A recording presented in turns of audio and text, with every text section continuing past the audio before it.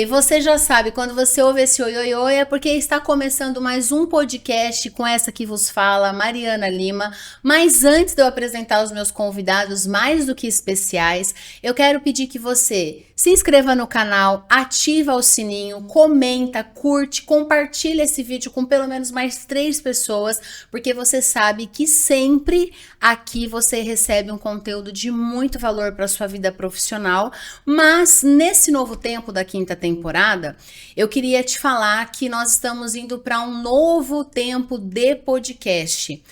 Eu vou falar mais sobre fé, sobre vida. Até aqui a gente falava muito mais sobre negócios e você sabe que já passaram muitas pessoas aqui de peso, né, de empreendedorismo, mas você também vai ver aqui fé, vida e negócios. E também a gente vai ser sempre muito criterioso com quem a gente vai trazer aqui para falar sobre esses temas também, ok? Mas quem me conhece, né, e quem me segue nas redes sociais sabe que eu sou cristã e eu sinto que Deus tem me cobrado muito para eu começar a falar mais sobre ele e sobre aquilo que eu acredito que é a minha fé, ok? Dito isso, eu já quero apresentá-los, eu já os conheço muitíssimo, né? Mas eu quero apresentar para vocês, né, Pastor Jean e Pastora Letícia, mas para mim, né, a Letícia, né, porque ela é minha irmã, mas para mim é Lê, e Jean, né, que é o meu cunhado, e eles não estão aqui porque eles são o meu cunhado ou minha irmã, mas eles estão aqui porque eu queria começar esse tema de fé com pessoas que realmente levam a sério esse tema. Então eu conheço a vida deles, conheço, né, a história deles, e a gente vai falar sobre essa história aqui, a gente vai bater um papo com eles, e eles são pastores hoje aqui na Igreja Cristã da cidade, uma igreja aqui de Joinville, e a gente também vai falar sobre a igreja também no meio do caminho. Bem-vindos! Obrigada! Obrigado, Mari. E aí, estão nervosos? Ah, bastante. Só um pouquinho, já a gente relaxa. Olha só, eu queria começar com a história de vocês, aí depois a gente vai para a história de Deus, depois a gente vai falando tudo, tá? Como que vocês se conheceram? Porque vocês já estão com quantos anos de casado? 20, 97, 28 anos de casado. Ou seja, na vida deles hoje, a gente vai falar muito sobre fé e vida, porque eu acompanho, né? Depois eles vão falar sobre família, e eu acompanho eles, e eu sei que eles têm responsabilidade, sobretudo, eles têm vivência de família. Então a gente vai estar falando muito sobre esses 2 temas com eles aqui. Como que vocês se conheceram? Então, eu orei por uma esposa durante 1 ano e meio. E de repente, na igreja que eu congregava, apareceu a Letícia lá, né? Mas eu olhei ela como uma jovem que havia tido uma experiência com Deus, então dei as boas-vindas e tudo mais, mas não olhei como alguém que poderia ser minha esposa. E por incrível que pareça, continuei orando. E o meu líder de jovem na época me procurou depois de um período e disse assim: olha, Jean, tem uma moça te paquerando e ela já tá desistindo, porque você não se liga, né? E aí eu comecei a olhar e essa moça era a Letícia. Até porque eu vou contextualizar que eu sei um pouco da história. Ele queria uma loira. Ele queria uma loira. E aí Deus fala pra ele, uma morena, como assim, Deus? Não, Maria, tá me ouvindo? A questão é um pouco mais profunda. Por quê? Porque eu havia aprendido que a gente tem que ser específico com Deus. Então eu tinha feito uma lista e eu orava, eu quero assim, assim, assim, características pessoais, emocionais, etc. Então, quando eu conheci a Letícia, eu comecei a comparar com a minha lista. Só não batia a questão do cabelo. O resto fechou, tudo batia. A cor, né? A cor do cabelo, mas o resto fechou. Então eu imaginei que Deus já estava pensando, olha, é uma coisa que não é relevante para você vai entender depois disso, né? Sim. Então esse foi o começo do começo. Sim. E aí, o Jean já era cristão, já há quanto tempo, Jean, quando vocês se conheceram? Bastante tempo, acho que uns 10, mais de 10 anos. Que foi aqui, adolescência junior, né? Eu me converti com 13 anos, na Igreja Batista em Penápolis, né? Bastante tempo mesmo, numa conferência missionária. E eu tive um encontro com Jesus, assim, extraordinário, que mudou minha vida. Nunca mais saiu, né? Nunca mais, nunca mais. Foi, assim, algo que capturou meu coração. E eu vivo para ele. Sim. É. Quem te conhece realmente sabe disso. E aí, a Letícia, você estava com 18 anos? 16. 16. Gente, aqui é o oposto, vocês podem ver, né? Eu acho que eu sou adotada. Se eu for, também não quero saber, porque agora eu já tô com 39. Agora não adianta mais. Mas a Letícia, nós somos o oposto em tudo. Ela é extremamente. Hoje eu até gosto, mas ela era extremamente estudiosa. Sabe tudo extremo? E eu era o menos zero. Mas ela era muito focada. E eu lembro, claro, eu era menorzinha, mas assim, ela tinha um objetivo que era passar em medicina. Ela fez a vida dela para passar em medicina. Ela estudou para passar em medicina. E os meus pais, uau, medicina, toda a família, medicina, primeira neta, primeira sobrinha, primeiro tudo, primeira filha. E aí, aos 16 anos, o que aconteceu? Então, quando eu tava com 16 anos no terceirão, né, no famoso terceirão, que foi o momento que eu mais mergulhei, e é muito legal tu trazer essa pergunta, porque eu tava em casa, eu tava pensando nisso. E nesses 16 anos, Deus falou muito forte assim no meu coração que ele ia pedir os meus sonhos. Se eu estaria disposta a entregar para ele os meus sonhos. E eu prontamente disse para ele, sim, eu te entrego tudo, Senhor, entrego a minha vida, entrego os meus pensamentos, o meu futuro, o meu destino e os meus sonhos. Então Deus falou, mas você me entrega o teu maior sonho? Eu falei, Senhor, a minha faculdade? Ele falou assim, E eu já estava no meio do caminho ali, já tinha passado na primeira fase da FUVEST, né, para estudar, fazer medicina na USP, uma universidade assim de referência não sei se mundial, mas nacional, né, é uma faculdade assim de muita projeção. E Deus me requereu, então, este meu sonho. E ele disse, depois eu vou realizar essa área da tua vida. Mas primeiro eu quero que você deixe tudo e me siga. E aí o Senhor já começou a me trazer algumas coisas que ele tinha para mim como destino. E eu me lembro que quando Deus me pediu isso, que eu entreguei, porque eu realmente entreguei tudo, eu abandonei, deixei tudo para trás. E Deus deu, assim, uma volta muito grande na minha vida. E começou a me redirecionar. E num dia eu passeando assim pela cidade, minha professora falou, e aí, como é que tá indo mesmo, né? Deu certo a USP e tal, não sei o que. Eu falei assim, não, Deus pediu que eu fosse para o seminário, para fazer teologia. E a professora olhou para mim, a professora de geografia, nunca vou esquecer, querida demais, dona Dalgisa, uma mulher maravilhosa. E ela falou assim, mas você, a melhor aluna da sala, vai largar tudo para ir para o seminário? Daí eu olhei para ela assim com muito respeito, muita educação, muito amor, que eu tinha muito carinho por ela. Falei, dona Dalgisa, por que Deus não pode ter os melhores? Uau! Né? Assim, se a senhora tá falando que eu sou uma das melhores, ou a melhor, né? Na época ela usou essa expressão, eu não me considerava tanto. E até hoje não me considero. Ela falou aquilo para mim, eu falei, mas por que Deus não pode ter aqueles que... como a senhora disse, são os melhores. O melhor precisa ser para Deus.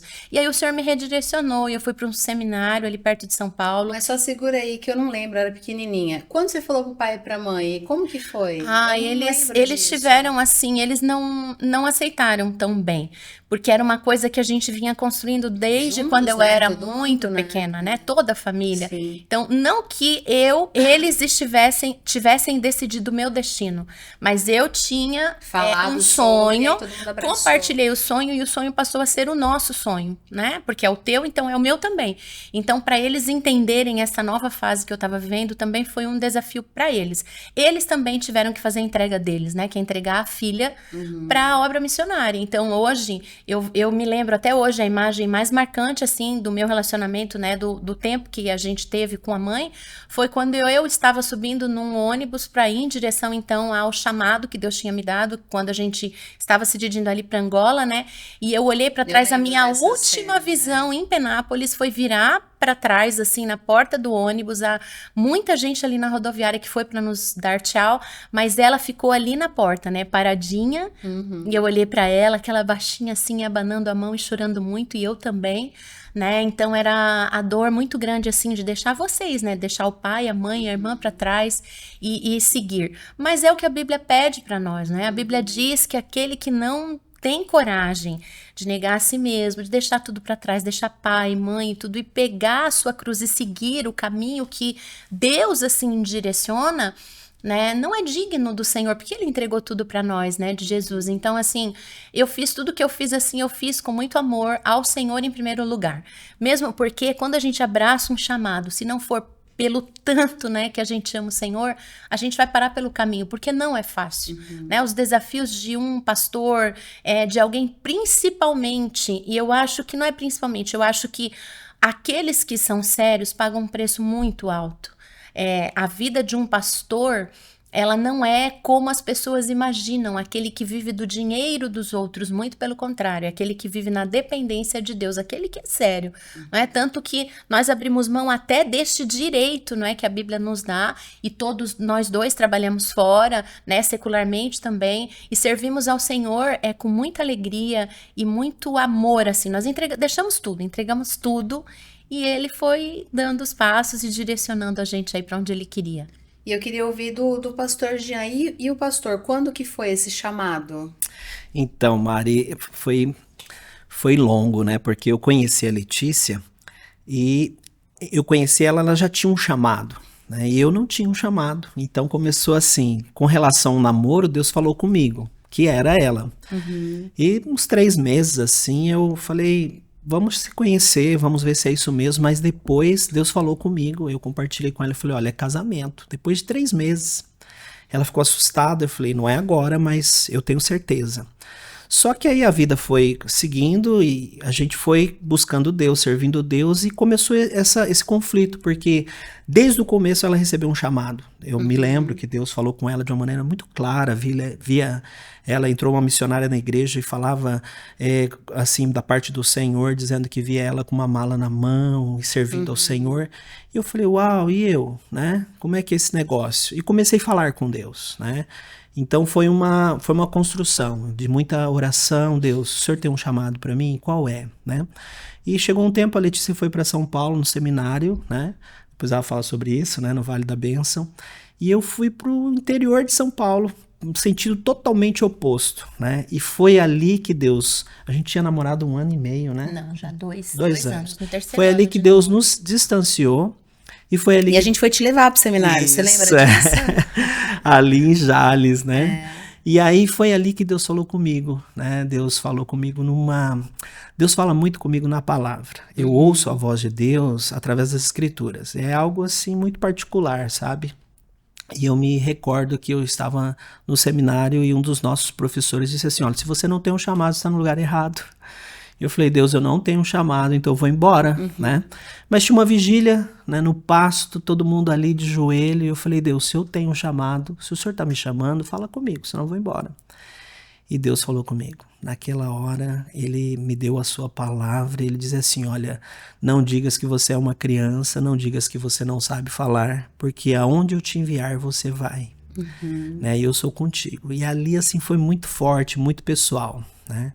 E a partir dali, né, o Senhor foi construindo, né, e me revelando, porque a minha relação com Deus é assim, muito como eu tô falando contigo, né? Eu tenho um chamado? Legal, Senhor, então para onde o Senhor vai me enviar? Como que é? Para quando vai ser? Né? E Deus foi revelando, me dando muitas experiências naturais na palavra, mas experiências também sobrenaturais. E essas experiências foram assim, confirmando a chamada de Deus para a nossa vida. E aí chegou o tempo da gente, né, ir para a África, passamos um período servindo ao Senhor ali, né? Antes disso a gente se preparou teologicamente, fizemos curso, a Letícia estudou fora, depois estudamos juntos, terminamos a nossa formação.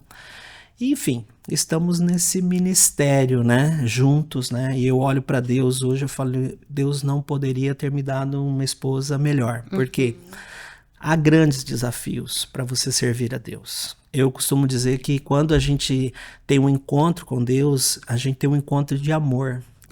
E Ele te ama tanto que você fica assim apaixonado por Ele. Você faz tudo por Ele, né? Mas a obra de Deus, o chamado de Deus exige renúncias, né? Então, a gente renunciou muitas coisas para servir a Deus, né?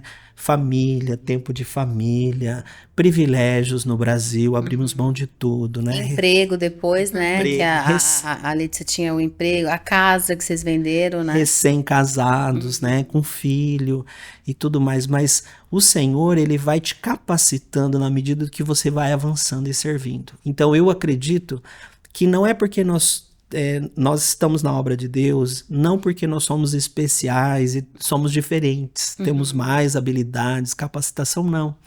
É porque o Senhor tem nos capacitado na medida que a gente vai agindo, que a gente vai avançando. Às vezes eu olho para trás e eu falo assim, Deus, será que eu sou a mesma pessoa, né, que já viajou em avião militar, que já viveu experiências assim sobrenaturais contigo?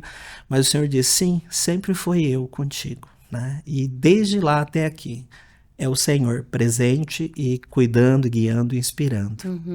E qual é o maior milagre? Eu quero fazer essa pergunta que pode ser diferente para ambos, né? Que você lembra assim agora, que eu sei que vocês já viveram muitos milagres, né? Mas qual é o maior milagre assim de fé que vocês podem testemunhar aqui no podcast que você ou viveram juntos ou em particular? O que vem na tua cabeça, Tem Jean? muita coisa, Mais mas eu um, acho que o assim, mais assim próximo de nós tem a ver com a minha filha mais velha, né? Rebequinha sempre foi assim muito viva, muito vibrante, uma criança extraordinária, sabe? Ela herdou muita energia, né? Ela vive à frente do tempo, eu penso. E ela bebeu quando ela era criança, ela tinha quantos anos? Mais ou menos uns 1 ano e meio. 2 anos, por Produto aí. químico para limpeza lá em casa, que a gente usava Limpeza para de motores. sabe, ele era corrosivo, era uma coisa assim. E ela bebeu achando que era um refrigerante, Suquinho de suco. uva. E eu saí louco com o nosso carro pro hospital, sabe, levando essa guria.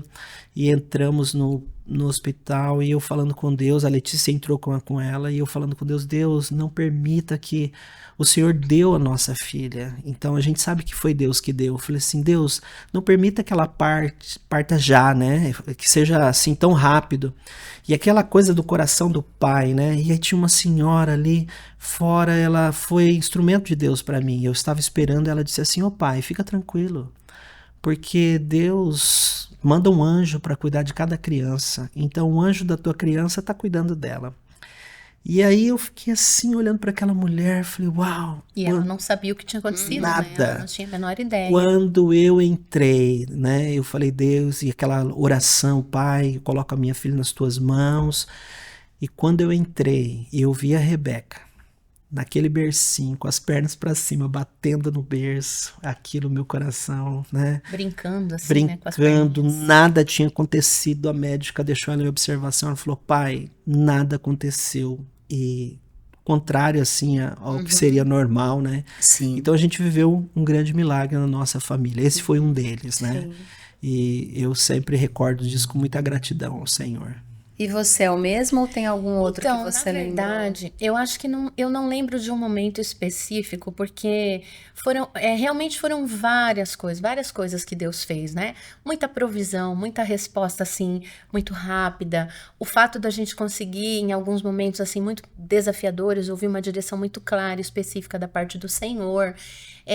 Deus nos deu a nossa casa, a casa que nós temos hoje, literalmente, o Senhor falou, entrega tudo que vocês têm para construir a casa e eu vou dar casa para vocês. E foi realmente desta forma que Deus fez, exatamente assim. O Senhor nos deu a casa, né? E o trabalho que eu tenho hoje, então são muitos milagres, mas eu acho que eu também já tive uma experiência muito semelhante, quando o Jean, numa das idas dele para Angola, a Débora também se afogou e perdeu as forças, mudou a cor, tipo assim, ela tava morta, né? E eu pedi pro Senhor também devolver. Todos os nossos filhos passaram, assim, muitas aventuras. E o Senhor foi devolvendo, assim, a vida pra Débora também. Foram coisas, assim, muito grandes, né? Mas eu acho que o maior milagre que Deus fez foi dentro de mim. Principalmente assim a maturidade e o descanso que hoje eu tenho em Deus é uma coisa que não é nata minha, não é algo que eu nasci com isso, muito pelo contrário, eu sempre fui uma pessoa muito aflita, muito angustiada, muito controladora, tudo tinha que estar 1 mais 1 igual a 2, agenda, isso, aquilo, não que eu seja relapsa hoje, mas o Senhor, o milagre que eu mais pedia para Ele é paz, né? É descanso, porque hoje a gente vive numa sociedade, a nossa vida, né? Os hábitos que nós temos, a nossa rotina de trabalho, as nossas responsabilidades, inúmeras responsabilidades, elas são tantas que às vezes elas nos solapam, elas nos afundam e sufocam É difícil até dormir, né? Às vezes tanto cansaço. E hoje o Senhor trabalhou de uma forma dentro do meu coração e me ensinou a descansar. Eu nunca sou assim, como se diz, eu nunca deixo de fazer a minha parte. Mas em alguns momentos eu sei que mesmo que eu colocar toda a minha força e empenho naquilo, eu não vou conseguir. E nessa hora, né, eu descanso.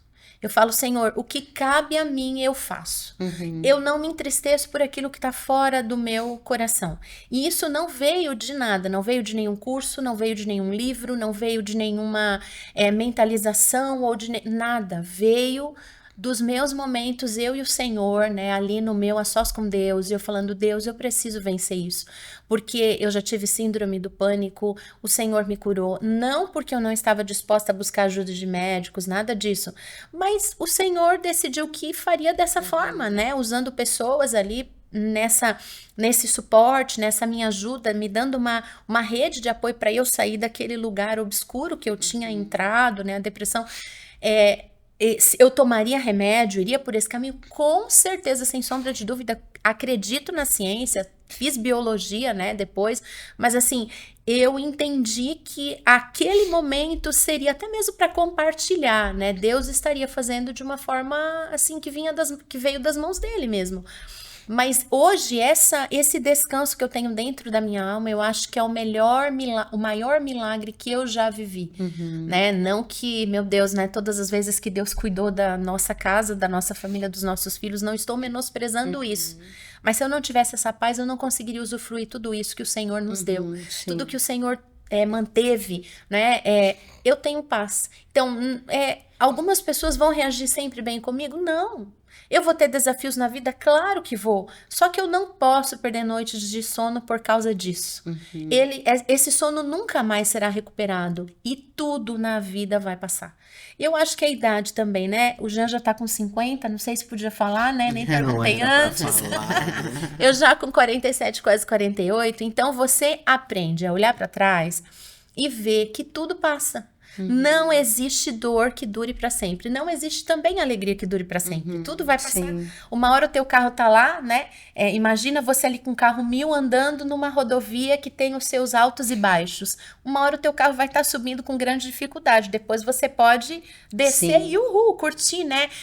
Viajar assim naquele momento mas vai passar. Então assim, curtir cada dia intensamente. Cada dia que Deus deu, eu preciso olhar e falar, uau, mais um presente. Eu tô aqui, eu tô vivo. Eu acordei, eu tô viva. Eu tenho muito ou pouco, mas eu estou aqui. Eu preciso contemplar tudo que tá à minha volta e falar, uau, Deus é bom. Deus é lindo. E ainda quando não tiver nada, eu olho para cima e eu sei que ele tá ali. Então ele é suficiente. Sim. E eu acho que esse é o maior milagre. Era o que eu mais desejava viver. E aí acaba ficando leve a vida das pessoas que convivem contigo também, né? Sim. Não que assim, então você agora é completamente omissa ou completamente assim, não luta, não é? Num momento de injustiça, em algo que você vê que você precisa resistir, eu falar, claro que sim. Mas é aquilo, né? O que depende de mim, eu faço, o que não. Sim. Acabou, parou ali. Eu posso ir até um lugar, dali pra frente eu não consigo ir mais, né? Sim. E falando sobre casamento, né, que é um tema que é muito mais fácil hoje em dia, né, no mundo que a gente tá vivendo, falar da separação, né, e nada contra quem vai por esse caminho, né, que a gente respeita todo mundo, né, não é sobre isso, mas vocês já estão há muitos anos casados, né, e assim como tem os dias bons e os ruins, né, que você acabou de falar, qual que é o sucesso de tanto tempo junto num casamento? Se pudesse dar, sabe igual dica de bolo, assim, qual que na tua, vou falar primeiro pro Jean e depois pra Lê, na tua experiência, porque você tá vivenciando isso, o que tem que ter pra dar certo, tantos anos assim juntos? Olha, Mari, minha opinião, né? Sim. Da minha vivência, eu penso que você tem que amar. Começa amando, né? Várias vezes eu volto atrás, sabe? Penso assim, por que eu casei? Por que né? Por que a Letícia? Porque Deus trouxe ela para mim. Eu pedi, né? Então eu tenho que cuidar, eu tenho que amar, eu tenho que produzir uma vida que possa ser prazerosa para ela no que depender de mim, né? É claro, nós somos pessoas diferentes em muitos aspectos. E até assim você pode perguntar, mas como é que vocês dão certo, né? Então eu acho que o papel de amar a esposa, né? E essa consciência, não que eu consiga fazer isso sempre, mas eu tento, né? E também, já nesses 50 anos de vida, eu penso que a adaptação a cada estação, a cada momento, porque a caminhada 2 é uma grande história, uma jornada. Então nós construímos um casamento, um relacionamento juntos, né? É entender outra pessoa, se colocar no lugar, voltar atrás, né? Tem dias que você quer chutar o balde. Eu já mandei mensagem para mim mesmo, né? Várias vezes, escrevi várias coisas para ela, mas mandei para mim, né? Depois lê de novo com mais calma para ver se é isso mesmo. Sim. Depois tu olha e fala assim, mas faz sentido, né? Eu penso que a gente é um ser humano como qualquer outro que passa por desafios, né? Mas o amor é uma chave, né? E eu acredito também que praticar os princípios que Deus deixou na palavra, porque amar a esposa é um mandamento, não é uma escolha, né? Então a gente constrói um casamento todo dia, né? Não adianta você viver do passado, viver da lua de mel, viver da época que a gente era noivo. Passou. Nós vemos outro momento, então nós temos que viver o hoje. Eu acredito muito que Deus nos dá um dia de cada vez. E isso eu carrego com muita força, sabe? A gente só tem hoje. O amanhã a gente tem pela fé, mas não chegou ainda. Então, de concreto, nós só temos hoje. O ontem a gente não consegue voltar. Sim. Então, viver do passado não faz sentido, porque nós não estamos mais no passado, nós estamos no presente. Viver no futuro também não faz sentido, porque ele não chegou. O que faz sentido para mim é viver o hoje. E o hoje, para mim, tem 24 horas. É o dia. Então, eu acordo pensando como eu vou ser feliz hoje. Como eu vou ser feliz com a minha família, como eu vou fazer minha esposa feliz. E isso me ajuda a organizar os meus sentimentos, as minhas emoções, porque a gente acorda animado todo dia, feliz todo dia. A gente tem umas coisas chamadas hormônios no corpo que eles acabam com a gente, né? Tem dia que é muito difícil, mas esse sentimento, né? De olha, eu vou viver bem cada dia, eu vou viver a misericórdia de Deus renovada a cada manhã, eu vou deixar os fardos para trás e eu vou pegar na mão do Senhor e vou escrever uma história nova cada dia. Então, no meu casamento, na minha família, no meu ministério, tudo que diz respeito à minha vida, eu penso dessa forma hoje, né? Hoje eu deixei mais o passado no passado, que é ontem, e eu vivo hoje. E eu quero viver hoje intensamente. Porque o tempo está passando, já fazem 50 anos, né? Mais quase 30 anos de casados já, né? Então o tempo está passando, a gente tem que ser feliz hoje, é agora. E falar o que precisa ser falado, servir a pessoa no que precisa ser servido, mas é hoje, não deixa para amanhã. Sim. E você é a mesma coisa? Eu acho que a decisão, né, o amor, a gente tem que desmistificar essa questão de que o amor é um sentimento, o amor ele é prático.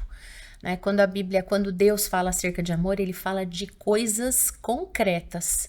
Ele não só amou a gente lá de longe, ele mandou Jesus, né? Ele tá do lado, ele é o Emanuel, ele tá conosco. Então, o amor é isso. E também retirar do casamento algumas coisas que eu vejo hoje, né? Quando eu me casei, eu entendi que sim, eu estava me casando para dividir a minha vida com alguém, para ser feliz, mas não só para isso, mas para fazer uma outra pessoa feliz e entender que eu também teria que abrir mão de muitas coisas. Então a nossa vida não pode ser em torno do nosso próprio prazer, né? Eu preciso pensar nos meus filhos, eu preciso pensar no meu marido, eu preciso pensar nos meus amigos, eu preciso estar ali olhando ao meu redor. Eu não vivo só para mim, eu não vivo só, né, esse egocentrismo que eu vejo hoje na nossa sociedade, se ele for levado para dentro do casamento, casamento, ele vai destruir um casamento, porque nem sempre eu vou conseguir completar o meu marido na medida da necessidade dele e vice-versa. Então, assim, eu não posso olhar só para mim, eu preciso olhar num todo, né? Mas sempre ouvir o Senhor. Então, quando meus filhos, eles eram pequenos, principalmente quando eu tive a primeira, a Rebeca, eu não sabia de tudo, apesar de ter corrido atrás de informação, sentar com mulheres mais antigas, mais, não vou usar a palavra, né, mais velhas, mas assim, que tinham mais experiência do que eu. E o que eu acho, eu vejo a sociedade perdendo isso também, eu coloquei várias delas assim, frente a frente, não é como você está fazendo conosco aqui agora, e fui perguntando tudo, e elas foram me respondendo e enchendo meu coração de ensino, né, de sabedoria. Fui para a Bíblia, principalmente para a Bíblia, li muito sobre autores assim cristãos que falavam sobre isso, como que um filho precisa ser criado, o que tem dentro ali, né, daquela coisinha que cabia a nossa filha Rebeca, cabia dentro de uma caixinha de sapato, ela era muito pequenininha, o que tem ali dentro? E eu fui buscar, mas em alguns momentos, mesmo você tendo se preparado, não é, e buscado muitas ferramentas, você se vê assim numa esquina, num entroncamento, você fala, e agora? Senhor, me dá uma palavra, me dá uma direção, me dá uma orientação. E vinha assim, sabe, aquela estratégia, até mesmo de como corrigir uma criança. Ah, meu filho fez isso, como eu vou fazer para acertar esse comportamento inadequado do coração do meu filho? Não é? E assim, ouvir a voz do Senhor, e isso com relação ao meu marido. Então, nem sempre eu quis ir lá pedir perdão, porque sim, ai, amor, te amo tanto, tá? Eu vim aqui te pedir perdão, porque você é tão maravilhoso, tão lindo. Eu queria esganar. Mas Deus falava assim, tá, e aí? Você me ama? Amo o Senhor. Aí depois vem a segunda pergunta, então vai lá e pede perdão. Mas não fui eu que fiz, mas foi ele. A responsabilidade dele, ele que tem que vir, porque de novo eu e tal, e tal, e tal. Não, vai e peça perdão, resolve a situação, né? E ali quando eu ia, aí já desmontava, né? Você acaba desarmando o outro também, aquela robustez, Sim. aquele escudo que foi levantado, ele cai por terra. Então, assim, a gente entender que a gente não vive só para nós, e o perdão, ele é necessário, né? É importante, em todo o tempo é importante. Sempre acertamos? Não. Mas havia sempre no nosso coração, a gente sempre falou para um para o outro, várias e várias vezes, né, que a gente, no nosso casamento, não tinha, não é, naquela provinha de múltipla escolha, aquelas perguntas, não havia nenhuma alternativa, separação. Então tem que funcionar. E a avó, pertinho da gente casar, ela falou assim, olha, eu vou te dar um conselho. Fala, vó. E os meus ouvidos, quando era uma mulher mais velha, não é, com as cãs, né, os cabelos brancos, meus ouvidos enlargueciam. Fala, nunca durma fora da sua cama, mesmo que for para dormir ali o bumbum com bumbum. Não se afaste do seu marido, por nada. Fique ali e procurem resolver, né? E isso foi um rema, assim, eu acho, uma palavra de uma direção bastante segura. E a gente andou por esse lugar. E estamos aí há mais de 30 entre namoro e casamento, e tá tudo certo, né, amor? Tudo Ou certo. seja, resumidamente, amor e perdão é uma decisão? É uma Ao ponto decisão. do Amor e seu perdão, uma ponto. decisão, com decisão. Sem certeza. sombra de dúvida. Nem sempre você está sentindo. Eu vou perdoar uma pessoa, vou pedir perdão para uma pessoa porque eu quero, mas porque a gente ama Jesus. E Jesus falou que tem que ser assim. Sim. Então a gente vai e faz pela fé, independente da reação da outra pessoa, né? Ah, mas e se? Ah, mas e se? Aí se o outro falar isso? Não importa com que O outro não merece, né? Não, mas o Porque aí, em outro... alguns momentos a gente pensa assim, o outro não merece o meu perdão. Na verdade, eu quero estar livre, né, daquele peso no meu coração. Eu quero tirar aquele fardo do meu ombro. Eu quero seguir em frente, livre. Então, e assim, até a gente chegar naquele ponto que Jesus andava, de não se ofender, não chegar nem a se ofender. Ah, tá bom, Senhor. Ah, não vou nem levar pro coração, não deixar descer pro coração e continuar. Né? Porque às vezes não tem nem a ver contigo. A pessoa deu uma resposta atravessada pra ti, você já vai no trânsito, né? A pessoa tá num dia péssimo, de repente você corta a frente dela, você nem percebeu, e ela vem e buzina e você responde e tal. Deixa que vá. Vai, segue tua vida. A gente não sabe como foi o dia da outra pessoa.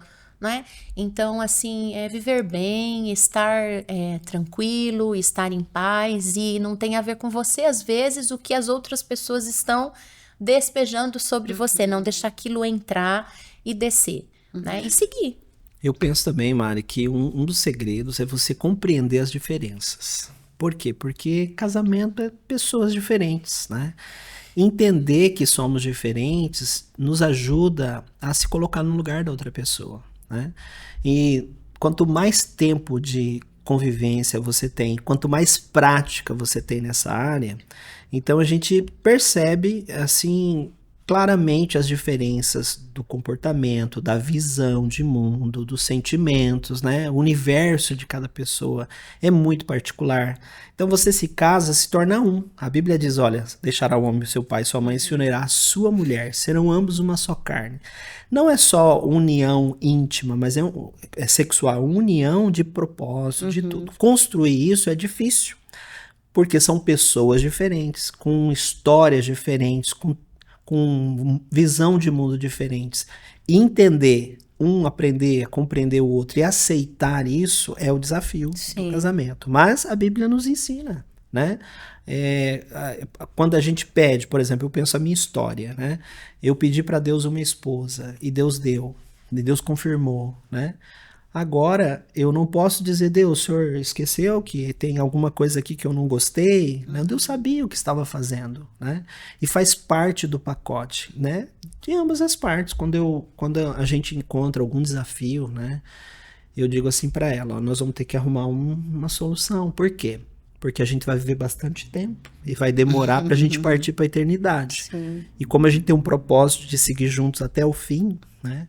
Então a gente precisa achar essa solução logo, porque a gente precisa ser feliz sempre, né? Então entender isso e aceitar que nem sempre o outro vai ter a tua visão também. Porque às vezes a gente, no começo do casamento, tu quer vencer, tu quer ter razão, você quer, a tua opinião é o que vale, né? A gente vê muito assim, individualista, né? Eu penso que na caminhada você começa a entender, olha, ela vai ter uma visão diferente. E eu, tudo bem, pensa diferente, legal, vamos embora. Eu vou continuar pensando, né? E ela também, tá tudo bem, porque ela gosta do amarelo, eu gosto do azul, show, né? Não tem problema nenhum em ser diferente, ter gostos diferentes. A gente, no começo do casamento, teve dificuldade até com alimentação, né? De cozinhar. De cozinhar, porque ela cozinhava e eu também. Então, quando dois cozinham no casamento... Não fica dando e aí assim, um quer cozinhar de uma maneira igual o outro, né? E a gente entrou no acordo, falando, escuta, quando eu cozinhar, vai ser do meu jeito, na minha técnica. Quando tu cozinhar, vai ser na tua técnica. E assim, hoje a gente olha para trás e ri desses momentos, né? Porque hoje é tão leve, né? Mas são coisas que às vezes atrapalham uma caminhada a dois. De uma maneira geral, né? Até porque vocês também aconselham pessoas, famílias. Tem 3 filhos, né? Já falaram da Rebeca, que é a mais velha, a Débora do meio, o Felipe, né? Que é o mais novo. O que falta hoje nas famílias, na opinião de vocês, assim, pela experiência que vocês têm? A gente não tá falando de certo, estamos falando, né, da opinião de vocês. E por ouvirem também, aconselharem muitas pessoas. O que falta hoje nas famílias, na opinião de vocês? Eu acho que a decisão mesmo, assim, firme e segura de querer... continuar independente de qualquer coisa, né? Eu vi uma vez uma ilustração que dizia assim que antigamente, realmente na idade quando eu nasci, existiam várias, aliás, não tinham vamos pensar nos brinquedos, né? Tinha uma marca só que produzia brinquedo no Brasil. E se aquele meu brinquedo quebrasse, eu tinha que consertar, eu tinha que arrumar, porque eu não ia conseguir outro rápido, fácil, né? Não tinham os tigres asiáticos aí explodindo. Era uma ideia que um dia isso vai acontecer, né? Nós estudávamos assim na escola. E chegou, aconteceu. A China explodiu, mandou produto para tudo que é lado. Então hoje é mais fácil. A gente tinha que arrumar. Então na época que nós fomos sendo construídos, a gente sabia que a gente tinha que fazer aquilo funcionar de novo. E o casamento, para mim, sempre foi assim, eu tenho que fazer aquilo funcionar de novo. É lógico que existem situações que são completamente inadmissíveis, qualquer tipo de violência moral, violência contra os filhos, contra as mulheres, né? Tudo isso, mas eu não posso, tudo bem, a gente tá com um problema aqui, vamos trocar? né? Vamos para frente e vamos cada um para um lado e vamos ver se no próximo vai dar certo e tudo.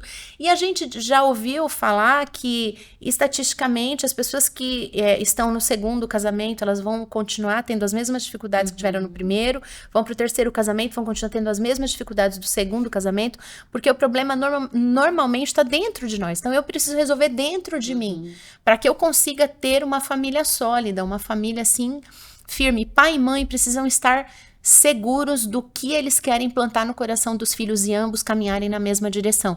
Eu acho que isso é um princípio fundamental. Meus filhos nunca tiveram aquela abertura assim, mãe, deixa eu ir? Não. Ah, então tá, vou falar com meu pai. Eles sabiam que a mesma resposta seria dada. Então, nunca havia acaba sendo uma competição, de repente, uma competição, né? E às vezes até pela insegurança, eu quero conquistar o filho mais do que a minha esposa, uma insegurança dos pais, não é? De quererem ser eu mais amigo, ou aquele, ou isso, aquilo, aquela disputa que às vezes tem entre o casal, e um às vezes cede mais, o outro cede menos, a cabeça das crianças fica completamente confusa. Então, o que a gente acreditava, os princípios sempre foram aqueles. Nós nunca mudamos, nunca trocamos. Hoje a gente crê assim, amanhã a gente crê de tal forma. Hoje pode, amanhã não pode, não. A gente sempre foi muito firme.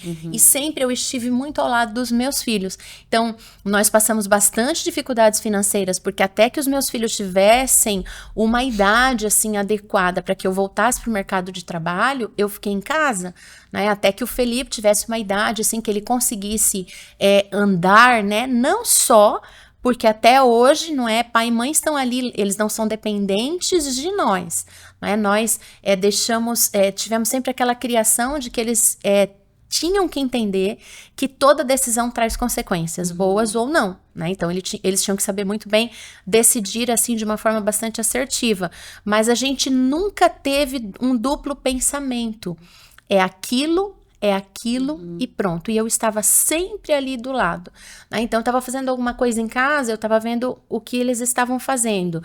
Eu ia para outro lado, eu estava, né? Não que eu cerceasse, né, abafasse a personalidade, o temperamento, o jeito deles, nada disso. Mas eu precisava entender que as mães, elas precisam entender que o filho, dependendo da idade que ele tá, ele não tem que ter essa privacidade. A criança não tem noção do que ela tem. Por exemplo, hoje nas redes sociais, a mãe não pode deixar uma criança livre nas redes sociais, ela não tem maturidade. Ontem mesmo eu estava conversando com uma mãe, porque como eu sou professora de ciências, eu mergulho muito assim nessa área da internet e o perigo que ela é para as crianças, né? Para os meus alunos, por exemplo, para ajudá-los, né? Nesse desafio que é hoje. E eu vejo que as mães às vezes têm medo do filho andando na rua durante a noite. Vai acontecer alguma coisa com meu filho fora de casa. Aí, isso, aquilo, um bandido, um pedófilo, tal. Mas ela deixa o celular na mão dessa criança. E isso tudo tá chegando através do celular. Então, os nossos filhos, eles sempre tiveram um uso limitado do celular e eu ali monitorando até que eles tivessem a maturidade de conseguir decidir bem. E ontem eu estava conversando com uma mãe que eu achei que era uma coisa que estava tão distante, né? Ela viu o livro que eu estava lendo ali e ela veio conversar comigo e disse que há pouco tempo o filho dela estava sendo completamente controlado, as atitudes da criança estavam sendo controladas por uma pessoa que ela conheceu em um jogo ali na internet e essa pessoa estava dizendo, faz isso, faz aquilo, e não sei o que e tal. Coisas assim absurdas, o comportamento da criança mudou completamente. Era um adulto, um homem, estava se passando por uma menina, mudou a voz, né? Todo assim, se adequou ali a linguagem daquela criança, estava entrando na mente da criança. Então, assim, eu sempre estive cercando os meus filhos nesse sentido de proteger, dando liberdade, mas entendendo que é o princípio do funil, né? A criança, quando ela é menor, o funil é como se ela tivesse ali naquele espaço mais pequenininho do funil. E conforme ela vai mostrando confiança para você, conforme ela vai mostrando maturidade, você vai abrindo o funil, vai dando abertura para que ela decida, para que ela vá, para que ela volte, para que ela, né? Mas se ela deu né, não tomou uma decisão boa, você recua. até que realmente você entende que ela tá pronta, não é? Para dar os passos por conta própria. Então, assim, a liberdade é precisa, mas tem que haver o equilíbrio, porque uma criança nem sempre ela tem, assim, a capacidade de decidir. Então, eu acho que deu certo por causa disso. E isso, assim, de entender que eles não podem viver dependentes de nós. Hoje, as meninas já têm os seus trabalhos, elas, né, uma está fazendo faculdade, outra já concluiu, já trabalha, o menino está indo pelo mesmo caminho, porque eu, particularmente, eu entendo que não é legal, assim, os paizinhos lá, aposentados, né, com aquele dinheirinho, às vezes, tão curtinho, e um monte de filho ali dependendo dele, né, para tomada de decisão, financeiramente. Não, eu nunca pensei que deveria ser assim. Eu estou ali para os meus filhos para qualquer coisa que eles precisarem, emocionalmente, espiritualmente, até uma ajuda momentânea, mas o meu filho precisa entender que ele é um indivíduo, ele é uma pessoa, ele tem que ser seguro para viver, para caminhar, para conquistar, para sonhar, e eu estou ali, não é? Mostrando, lógico, né, como eu já disse, as consequências das escolhas certas e erradas, mas que ele tem o colo da mamãe para voltar quando ele errar, tentar de novo, mas tem que ter esse equilíbrio, não é? Não posso cercar demais, né? Porque até as crianças, até é um assunto também que eu estou estudando, debulhando agora, né, nesse período, que as crianças, elas precisam, olha, já fomos para outro lado, né? E eu falando demais aqui. Isso que ela tava com medo de falar, né? Isso que eu tava com medo de falar. Mas assim, as crianças, elas precisam do desafio. Então, as crianças, elas precisam ir para o parque.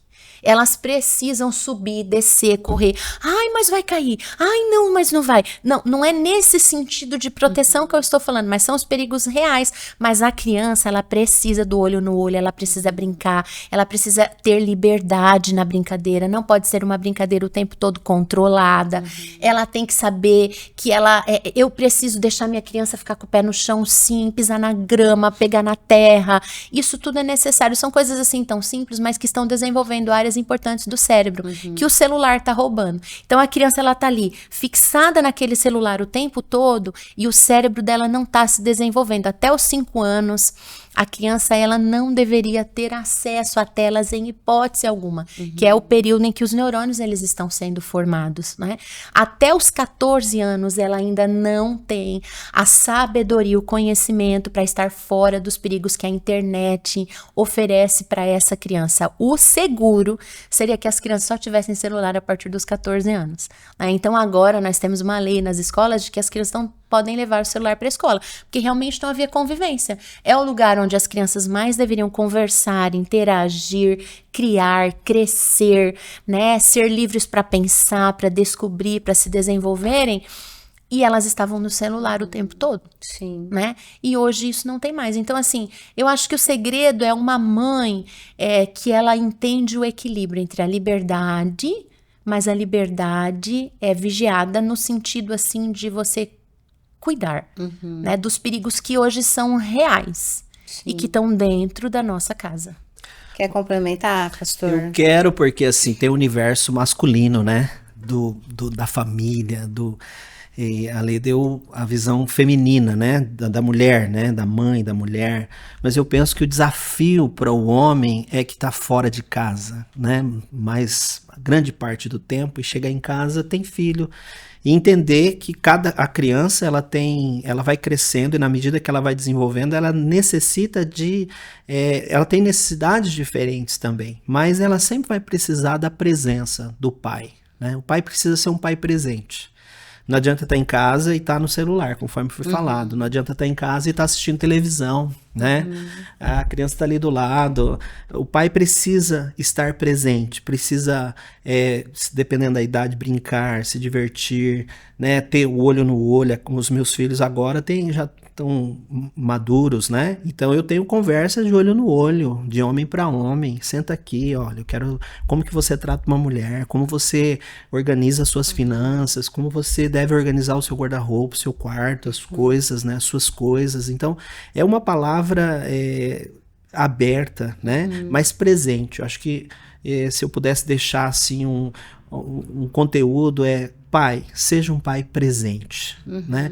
É diferente de ser amigão do filho, né? Que o filho faz tudo e o pai não tem. Não é um pai carrasco, mas também não é um pai, é um pai presente, Sim. que entendeu o que é paternidade, entendeu qual que é o seu papel ali, né?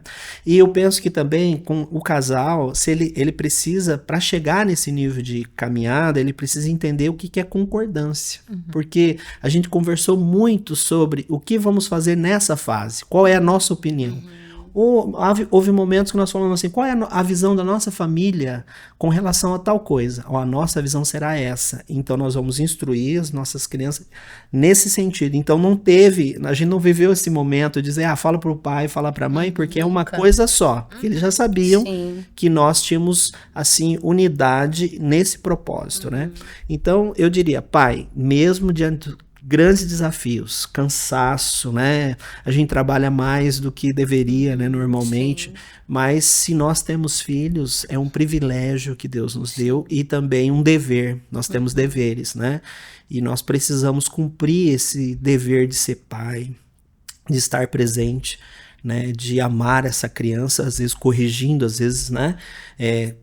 Fazendo aquilo que deve ser feito no sentido de orientação e disciplina, mas eu acho que a presença fala mais do que muitas coisas. Sim. A gente falou de casamento, a gente falou de filhos e agora eu quero falar, né? A gente tá, infelizmente, né? A gente vê, falando agora de igreja, né? A gente tem vivido um momento muito tenso, assim, né? Com relação à palavra igreja, né? E aqui trazendo para a fé cristã, né? Que é o que a gente, né, caminha. O que é ser pastor, na opinião de vocês? Mari, pastor é você efetivamente pastorear, né? Eu acho que, em primeiro lugar, pastorear o seu próprio coração. Esse é o maior desafio, né? A gente pastorear nós mesmos. E estarmos dentro da palavra, termos coerência entre aquilo que pregamos e aquilo que vivemos, né?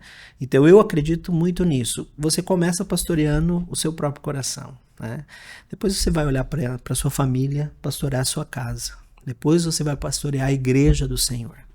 Mas falando em linhas gerais, né, os momentos que a gente vive são momentos desafiadores. Por quê? Porque a gente ouve assim, é pastor, né? É ladrão. É pastor, não trabalha, né? E assim, a gente vê muita coisa errada em nome da fé. Eu, como pastor, já vivi muitas dores, né? Provocadas pelo rebanho ou por pessoas que não eram ovelhas, né? E já cuidei de muitas pessoas que foram maltratadas por líderes, que eu não considero pastores de verdade, eu considero pessoas que usurpavam do rebanho, porque um pastor, segundo o padrão, porque na verdade o padrão deveria ser a Bíblia, né? E se a gente partir que o pastoreio, ele tem um padrão bíblico, o maior modelo é o modelo de Jesus. Então Jesus não negligenciou disciplina, ensino, nada. Mas Jesus, ele agradou o Pai. Ele não trabalhou para agradar pessoas. Então o pastor de verdade, ele tem que trazer a direção de Deus. Ele tem que trazer a palavra de Deus. Primeiro para ele. Ele tem que ser pastoreado, né? Ele mesmo, porque assim, pastorear não é uma mensagem. Qual é a dificuldade hoje que você ouve? Você ouve tantas pessoas falando sobre Jesus, sobre o Evangelho, mas por que há tanta descrédito? Porque entre o discurso e a vivência há um abismo. Enquanto que, se nós pregarmos com a nossa vida, com a nossa história, né, nós vamos ser coerente com as Escrituras. Então eu acredito que o pastor de verdade, ele caminha em cima das Escrituras. Ele pastoreia primeiro a si mesmo, né, a sua casa. Não que sejamos perfeitos, né, nem que é tudo perfeito, mas que ele desenvolve esse papel a partir das Escrituras, os padrões das Escrituras, né? E ele tem um compromisso com aquele que o chamou, com Jesus. E evangelizar não tem nada a ver com ganhar dinheiro. É outra questão absurda, né? Que parece que hoje virou um mercado em que as pessoas vão para receber isso e aquilo e paga por isso, né? Isso não é o Evangelho de Jesus. Então existem grandes desafios ao pastoreio hoje. Às vezes eu me sinto assim na contramão do mundo, né? Muitas vezes, mas eu acredito que existe uma igreja dentro da igreja. A igreja que está olhando para Jesus e que não está querendo que brilhe a sua placa denominacional, que brilhe o seu nome, que brilhe a sua... Pelo contrário, eu acredito que há muitos que desejam que Jesus seja visto e conhecido. Que a palavra de Jesus seja levada a todas as pessoas. E que o evangelho, ele é muito simples. Ele não é assim complexo como a gente imagina. E ele é uma revelação de uma pessoa chamada Jesus. Eu vejo assim, sabe, Mari? Se você falar assim, Jean, resume o evangelho para mim. Se pudesse resumir numa palavra, é levar você a Jesus. E você segurar nas mãos de Jesus e caminhar com ele. Mas o que eu vejo é, muitas vezes, em alguns momentos, a pessoa leva a pessoa a Cristo, mas fica segurando ela e não deixa ela crescer. Por quê? Porque parece que ela tem que depender de mim, tem que depender da minha oração, tem que depender da minha unção, tem que depender do que eu recebi de Deus para ensinar essa pessoa. Enquanto que Jesus morreu por todos. Então, o desejo de Deus é que todas as pessoas tenham um relacionamento pessoal com Jesus. Eu sou somente um facilitador, que na graça de Deus consigo levar aquela pessoa a Jesus. E naqueles momentos iniciais, a gente tem um pouco mais de trabalho, de dedicação, de ensino, de orientação, mas quando ela aprende que ela pode caminhar com Jesus e que, assim como eu, ela também pode receber o Espírito Santo, né? Ela recebe o Espírito Santo, melhor dizendo, quando ela recebe a Cristo, ela recebe um companheiro inseparável, que é o Consolador, e ela consegue aprender a ouvir a voz do Espírito e consegue caminhar com Jesus. Eu cumpri minha missão. Eu não preciso ficar segurando as pessoas, querendo, agora esse discípulo precisa fazer isso por mim, precisa me honrar dessa maneira, precisa fazer tal coisa. Não. Nós precisamos levar as pessoas a Jesus. E o resto, né? Ele vai fazer. A gente só precisa estar disponível e aberto para isso. O evangelho é puro e é simples. É isso que eu ia falar. Porque em um momento nós estávamos crescendo, nós estávamos até bem, mas e estávamos seguindo alguns modelos, não é? Que algumas pessoas também faziam, então vamos fazer, vai dar certo. Mesmo a gente, Deus tendo dado o ok dele, mas eu acho que Deus deu o ok justamente para o próximo passo. Deus falou, ok, vocês já experimentaram um modelo, vocês viram que funciona, mas agora vocês vão parar tudo isso. E foi uma direção assim muito clara que Deus deu para nós. E vocês vão voltar para o evangelho puro e simples. Essas foram as duas palavras assim que ecoaram nos nossos ouvidos, né? E o que seria o evangelho puro e simples? Parar com os modelos, pegar a Bíblia, ler o texto e conversar sobre, né? Pregar aquilo que está ali, que já ficou tudo ali, eu não preciso inventar. E tirar do coração das pessoas aquela ideia de quem tem a prosperidade humana, natural, dinheiro, carro, casa, isso, aquilo, é o abençoado. E quem está passando apuros, quem está passando dificuldade, não tem a bênção de Deus. Não, muito pelo contrário. Então, será que se eu fosse olhar Jesus, né, o Jesus que a Bíblia descreve, hoje, dentro de alguns conceitos dos evangélicos hoje, Jesus não seria considerado uma pessoa abençoada, porque a Bíblia deixa muito claro que Jesus ele era uma pessoa que vivia na maior simplicidade. Ele era regalado, visitava a casa de pessoas importantes? Sim. Tudo isso era verdade, mas a gente vê que quando ele precisou de dinheiro para pagar o imposto dele de Pedro, ele foi buscar na boca do peixe.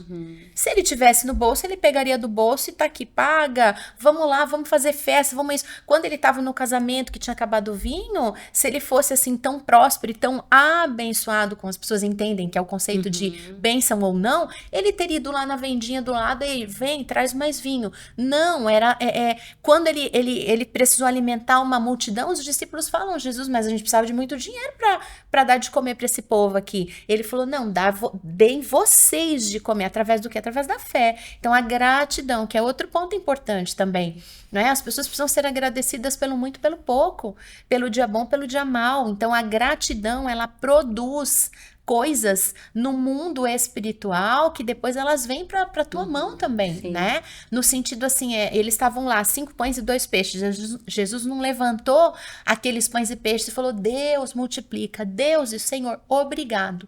Eu tenho aqui, 5 pães e 2 peixinhos, obrigado, Jesus. E foi suficiente. Sim. Então, assim, agradecer pelo pouco, agradecer pelo muito. Então, o padrão bíblico, ele é na contramão, né? O Senhor não diz que ele nos afastaria do fogo, mas se nós passarmos pelo fogo, ele não vai queimar. Se eu for pelas águas, elas não me submergirão, mas eu vou dar uma, né? Vou dar uma mexida, uma revirada ali naquela água, mas ela não vai me afogar. Então, eu preciso entender que eu vou passar e vou chegar do outro lado. Então, o evangelho, ele precisa ser resgatado na simplicidade, né? O que Jesus fez, eu preciso fazer. O que Jesus não fez, eu não tenho que fazer. Então, que você, né, que está nos ouvindo, você tenha, assim, esse cuidado de escolher bem o líder espiritual que vai estar cuidando da sua vida. Se ele é uma pessoa que está usurpando, que ele está usando os benefícios que você pode entregar para ele, né, os seus recursos, o que você tem, ou até mesmo de quem você é um talento, uma habilidade, ele está te prendendo, ele está te aprisionando para ser beneficiado. Corre, meu querido, isso não é evangelho. O evangelho é para trazer liberdade para as pessoas. O evangelho não aprisiona. Quando nós entramos ali no período da Covid, a gente viu vários pastores muito preocupados. Meu Deus, é agora, nós não vamos mais conseguir ter o culto de domingo à noite, o que vai acontecer com o povo, isso, aquilo. E eu achei muito legal que uma ovelhinha nossa postou no grupo da igreja, nós não somos perfeitos, não somos os melhores, nós estamos falando daquilo que nós experimentamos, tá? Não é que é o caminho para todo mundo seguir, mas do evangelho simples, voltar para a palavra, sim. Mas né, essas outras coisas, né? Mas ela, para mostrar que a gente não é assim o único, né, ou o melhor, mas ela falou, pastor, eu acho que o pastor não tá nem um pouco preocupado, né, se vai ter culto ou não, porque o pastor já ensinou o caminho das pedras, né? Então o pastor já ensinou o lugar de onde nós buscarmos o alimento. Nunca um pastor, ele pode ter a ovelha ali, controlar. Para tomar uma decisão, se o meu pastor não orar, se o meu pastor não abençoar, se o meu pastor não der uma palavra de sim, eu não vou andar. Isso é controle, isso é usurpar. Isso é imaturidade, porque eu até acredito que no começo da fé você tenha isso. Você não sabe andar sozinho, é uma criança. Com certeza. Mas o alvo é a maturidade. O alvo é levar a pessoa a Jesus e ela caminhar, aprender a caminhar com Jesus. E assim, pensando, né, nesse grande desafio da Pra igreja. gente fechar. Sabia que a gente já falou 1 hora, né? O Júlio já tá ali. Já foi ali já 2 vezes. Quando o Júlio vai 2, se ele for a terceira, ele. Ele vai cortar o microfone. Para fechar esse tema, né, de Isso. pastoreio, eu acredito que há uma grande diferença entre você conhecer a religião e se relacionar com Deus através da religião. Então, se você se relaciona com Deus através da religião, existe sempre um intermediário. Uma rosa, uma flor, um lenço, uma campanha. Uma foto no uma óleo. foto no óleo. Alguma coisa precisa, um símbolo para substituir aquela relação com Deus, o intermediário. Agora, quando você se relaciona com Jesus, você só tem o Espírito Santo e a palavra de Deus. Sim. Então, é perto. Não é por causa de nada Do que eu faço. do que eu Sim. faço, é por causa do que ele fez e pelo amor dele, né? Então eu entrego tudo a Deus, eu sirvo porque ele ama e porque ele me amou, né? E eu recebi esse amor. Então, deixar assim para quem está nos ouvindo, né, Mária? Busque a Jesus. E eu quero dizer assim para você, onde você estiver, não importa as circunstâncias momentâneas que você esteja vivendo, se você dobrar os seus joelhos agora e falar com Deus da tua maneira e do teu jeito, ele vai te ouvir. Busque a direção dele para a sua vida e ele vai te orientar, te instruir através das escrituras.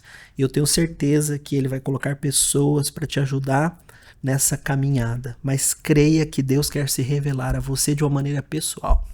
Amém, acho que é isso, né? Olha só, falando de pastores sérios, por isso que eles estão aqui, né? Pastor Jean, pastora Letícia.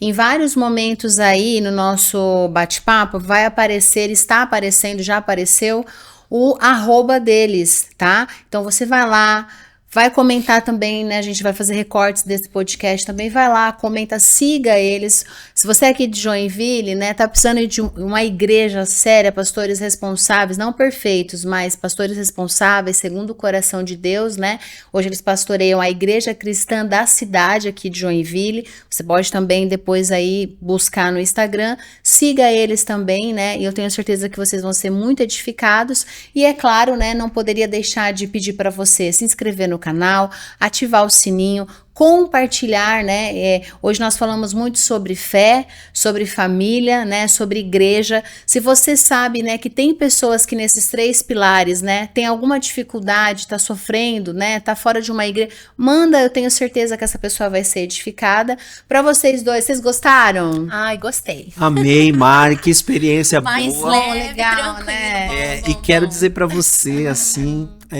continue, né? Amém. Eu fico muito feliz de ver, Amém. ter a oportunidade de estar aqui, né? Para mim é uma honra, Amém. né?